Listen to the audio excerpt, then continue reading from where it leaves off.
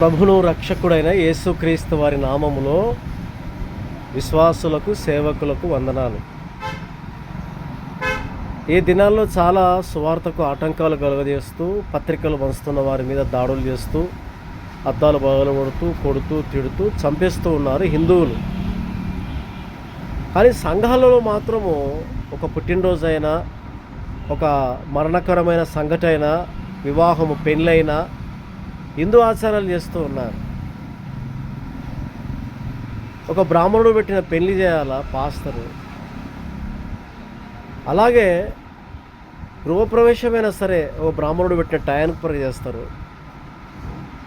మరి దీంతో పోలిస్తే హిందువులు బయట సువార్తకు వెళ్తున్న క్రైస్తవులను ఆటంకపరుస్తున్నారు కదా, అది తప్పందమా? సంఘాలలో చేస్తున్న ఆచారాలు పద్ధతులను చేస్తున్నటువంటి సేవకులు విశ్వాసులను తప్పందమ్మా? ఒక పాస్టర్, వాని పాస్టర్ అని నాకు సిగ్గనిపిస్తుంది. వడిబేమేమమ్మా పోసుకుంటలేరు, వడిబేం పోయాలా ఫస్ట్, ఆ తర్వాత ప్రార్థన పెట్టుకోవాలంటాడంట. వాడు ఎంత దౌర్భాగ్యుడు!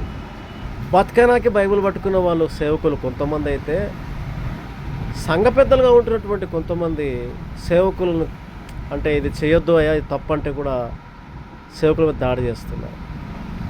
నిజానికి క్రైస్తత్వానికి వ్యతిరేకముగా ఉన్నది ఎవరో కాదు, బయటోళ్ళు కాదు, సంఘాల్లో ఉన్న విశ్వాసులు అనబడిన వారు, తోడేలు చర్మం వేసుకున్నటువంటి వారు, హిందూ ఆచారాలు పద్ధతులు పాటిస్తున్నవారు మూర్ఖులు.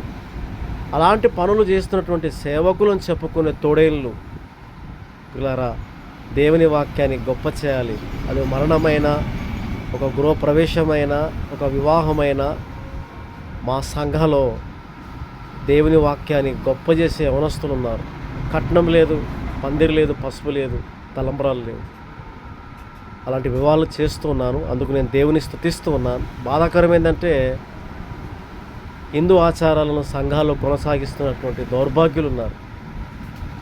కాబట్టి దేవుని సేవకులారా, విశ్వాసులారా, సువార్తకు ఆటంకం కలుగజేస్తున్న వారిది హిందూ సోదరులు తప్పు లేదు, కానీ హిందూ ఆచారాలు సంఘాలు చేస్తున్నటువంటి వాళ్ళది తప్పు. సిగ్గుపడాల వాళ్ళు అలాంటి పనులు చేస్తున్న వాళ్ళు. నేను బాధతో అంటున్నా, దేవుని వాక్యాన్ని గొప్ప చేయండి.